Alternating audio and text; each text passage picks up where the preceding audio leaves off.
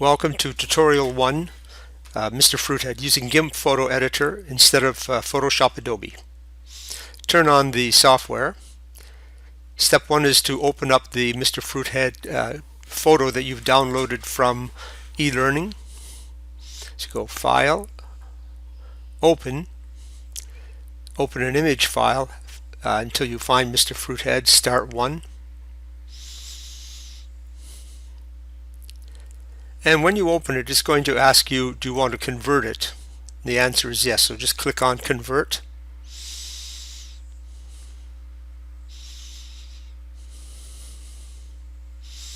And there's your image. Use your mouse wheel to scroll in to make that bigger. And then the slide bars to center it. Go up to the top and you'll see your various tools there. The Move tool, the rectangular Marquee tool, the Free Select tool, Fuzzy tool it's called, the Transform tool, Warp tool, Paint Bucket, Paint Brush, the Eraser tool, Clone tool, Smudge tool, something or other tool, and the Text tool. Color something or other tool, and the Zoom tool. Okay, here we go. Open up, right click on the rectangular Marquee and select Ellipse, and drag your mouse over the blueberry. You see on the side are little tiny handles that you can use to get the exact, just the blueberry, none of the white around it, so you just grab those little handles. Now to move it, you've got to copy it first of all. So go to the top, go Edit, Copy, and then go Edit, Paste in Place. This makes a duplicate of that right on top of it. Now turn on the Move tool and drag the blueberry into the center of the carrot. Good. Now we're going to do the same procedure. We're going to cut out the carrot to make an eye. So once again, you use the Ellipse tool, drag it over the carrot using the little bars on each side, drag it out so you get as much of the carrot as possible, but avoid getting the white background in it. Now what do? You can't just drag it, you can't move it, you've got to go up. So I turned it off, I clicked outside, so I've got to do it all over again. Ellipse tool on. As you do this more and more, you'll get better at it. Drag it out by the little bars on the side. That's good. Now go Edit, Copy, Edit, Paste in Place, Paste in Place. Now you turn on your Move tool and move the carrot onto the melon. Now you want to duplicate that, so once again go Edit, Copy, and then Edit, Paste in Place, and drag the copy of the eye over. There you go. Your Fruithead now has two eyes.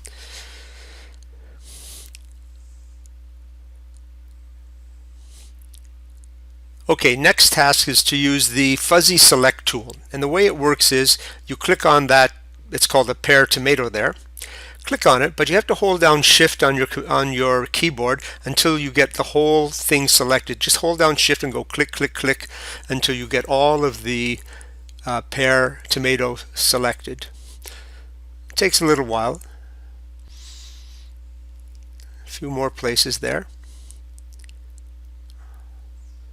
Okay, now we want to move it, but we can't move it. We got to do Edit, Copy, Edit, Paste in Place. So Edit, Copy, Edit, Paste in Place. Alright, now you can use the Move tool, move the pear tomato, and it's the nose of the Mr. Fruithead. Alright, next we're going to use a new tool, and that's the Transform tool.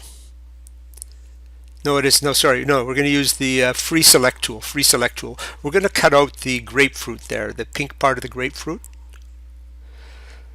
So scroll in on that to make it bigger. Click somewhere and you just keep going all the way around. It's sort of a magnetic lasso.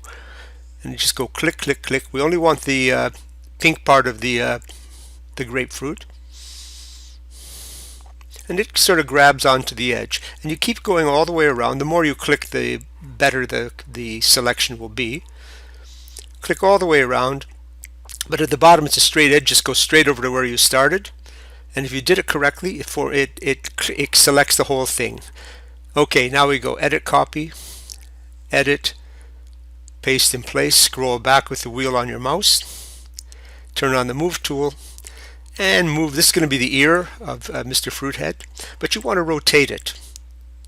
Now to do that, you've got to use the free transform tool. So it's called the Unified Free Transform tool. You click on that, click on the ear, and you go outside the corner and you can rotate it. There you go. Move it over. Oops, I didn't grab it in the right place. Move it over. There's the ear 1. So how are you going to make a copy of that? Well, first of all, you got to turn off that free transform tool. You go up and click on the elliptical marquee. Click in anywhere, and that turns it off, right? Now you go edit, copy, edit, paste in place, and turn the move tool on. There's the copy. Now here's where I ran into a problem. We're going to use the transform tool again.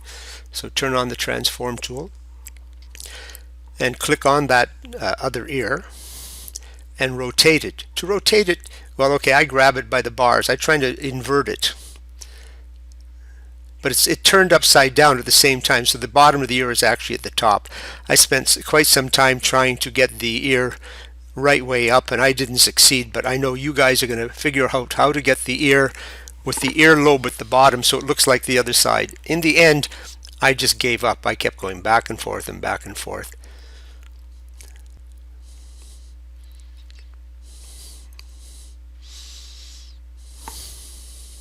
So I went to the top to image, and there is a place up there where you can select what the transform tool does. You go transform. I tried flipping vertically, I think. Well, maybe horizontal. Oh, there we go. Yeah, and it inverted the whole picture. So what do? You use your keyboard, Control Z, or you go edit, undo. Yeah. Then I realized the picture was upside down. Such is life. So go edit, undo, transform, edit, undo, flip, stage, because it flipped the whole thing. Yeah? And I finally gave up and said, okay, I can live with the Fruithead having an upside down ear. But if you solve that, you're going to send me an email telling me what I should have done at that stage. I kind of distorted his ear too, but anyway. Fruitheads don't mind. They're not too sensitive.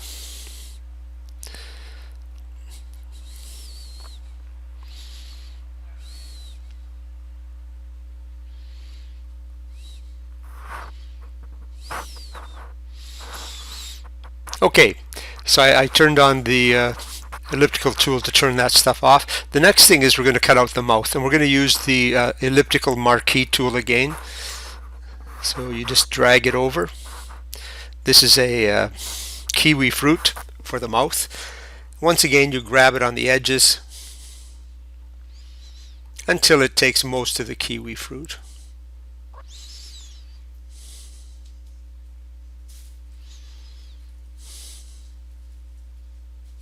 See, I turned it off again because I clicked outside the area.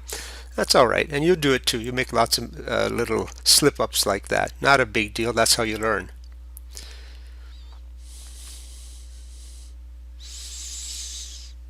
Okay, we want to move it, but before we can move it, remember what we've got to do? You go edit, copy, edit, paste in place, and then turn on the move tool. Scroll back and drag the mouth over to the head. Okay.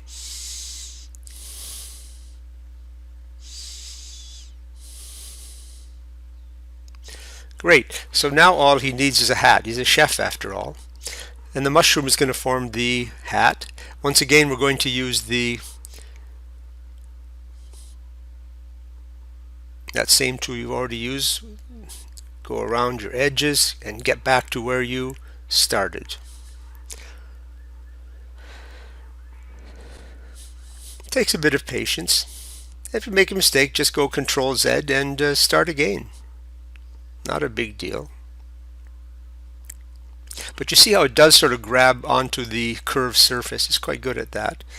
In Photoshop, it's called a magnetic lasso. So it's a very similar tool. And you go right back to where you started. When that becomes dotted like that, it means you've successfully gone over the whole thing. You're going to go Edit, Copy, Edit, Paste in Place, scroll back, turn on the Move tool, and put the hat on the Mr. Fruithead. There you go.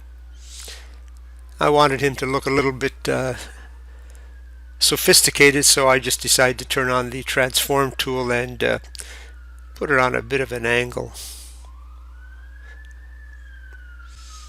There you go. He's a very cool Fruithead. Alright.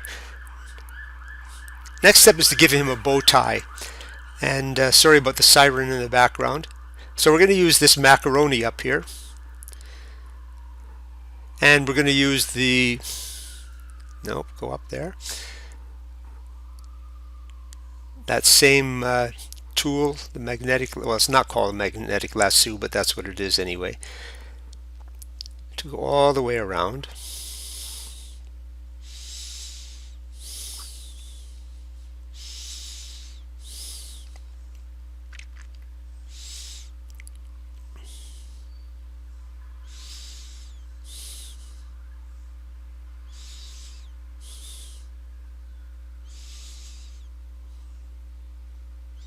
So you got to be a little bit patient to do this sort of thing. The more patient you are, the better you get at using these tools. And once again, go right back to the little dot where you started. It'll turn yellow. Click, Edit, Copy, Edit, Paste in Place, turn on the Move tool, and Move tool on. There we go. And drag the bow tie. There you go. Now all he needs now is some eyebrows. And that's going to be these things. These are radishes. And once again, that same lasso tool.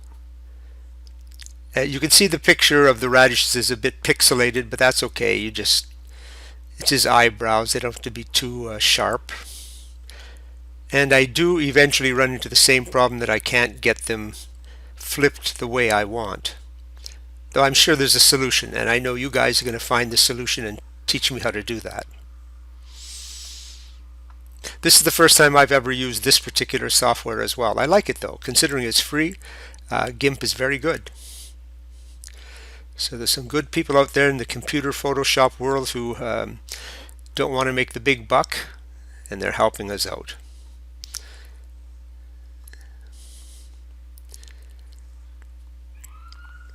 And in this era of COVID-19, this is a really great activity to take your mind off all the things going on in the world around us. So once again, back to where you started. You can't move it yet. You go Edit, Copy, Edit, Paste in Place. Scroll back, turn on your Move tool,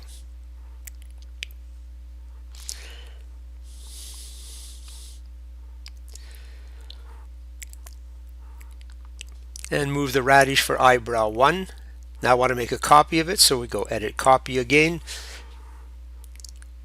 Edit, Paste in Place, and turn the Move tool on, drag over the copy, and you're going to use the free Transform tool again to rotate it. I just pull it through itself. That's one way. And once again, I spent a bit of time trying to get it the right way up, and in the end I said, well, forget that. There's nothing wrong with his eyebrows looking a bit different like that. It's fashionable. So I turned on the elliptical tool and clicked it on anywhere and just turned it off. Now turn on the rectangular select tool and make a box over all the body parts that we're not using anymore. And we're going to use the eraser tool to rub them out. It's right beside the pencil tool. It can be any color you want. At the moment it's set at white, because it's not really a paintbrush, and you can change the size of it. I used it already, so it was quite big. If you make a really small one, it takes you ages to wipe everything out. So I'm just getting rid of all that stuff that I don't want on the screen anymore to sort of clean up the image.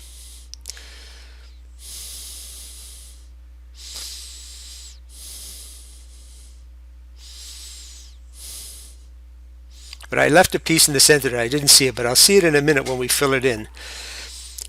So now I turn on the paint bucket, and you get a lot of choices with the paint bucket. Click on that. I think I picked blue initially. So you just click the paint bucket inside. But when you do, you can see where I missed a place when I was erasing. So I turned on the eraser tool again, thinking I could rub that out.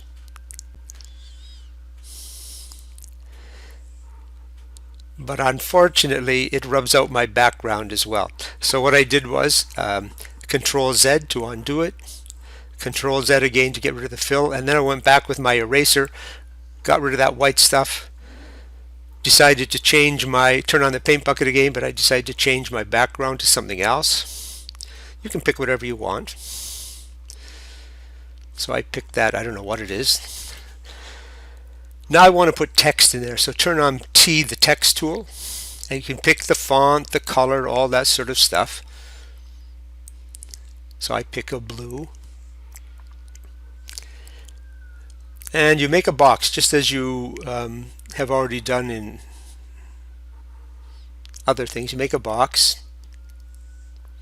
I'm going to change the font. You click on the left-hand side there. Now, I like to use Comic Sans, but you pick whatever you like.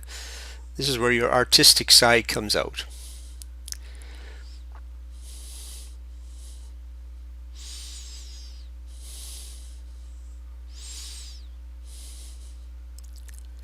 And you just start typing in. Now you're going to see it's the default size was 62, I think. So when I started typing, I saw, oh yeah, that's too big. But I went ahead and typed that first part anyway. Then you go to the end of the D and highlight it all, just as you would in a Word document. And I'm changing the size now. Just click on that size button there until it fits in.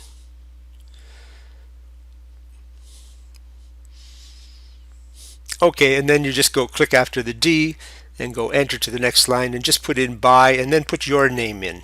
Just your first name is enough.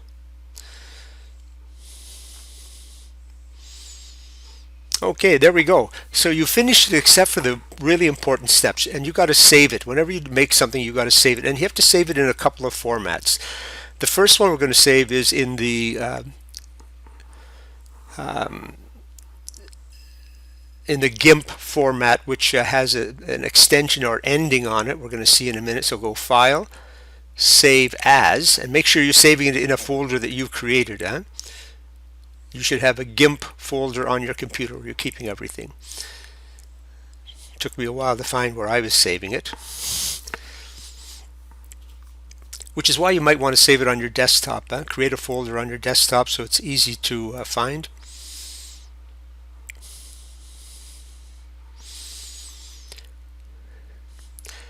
Now you know how things like Word documents end in docx. Well, those are called extensions.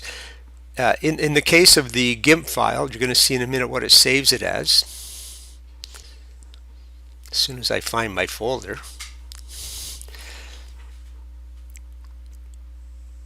Photoshop with GIMP. And it's an XCF, I think XCF is the extension at the end of it, which is peculiar to this software. It's not a conventional way to save it. So we're gonna have to save it as most pictures are saved as JPEGs, JPG or JPEG at the end. So you just go save. All right, now we want to save it in the more conventional fashion. So this time we go export as. Notice the ending there is PNG. That's one type of ending. I'm going to change it to JPG. JPEG rather, JPEG. Doesn't matter whether it's uppercase or lowercase, and you just go export. and a window pops up, and just go export. Okay, I'm going to export it as one other format, so File, Export as. This time I want to save it as a PSD. A PSD stands for Photoshop document. So if you ever want to open it up in Photoshop at school, this would be the way to open it up. So you've got PSD at the end and export. And that's the end of the tutorial. Congratulations, your next tutorial will be clock layers. Thank you.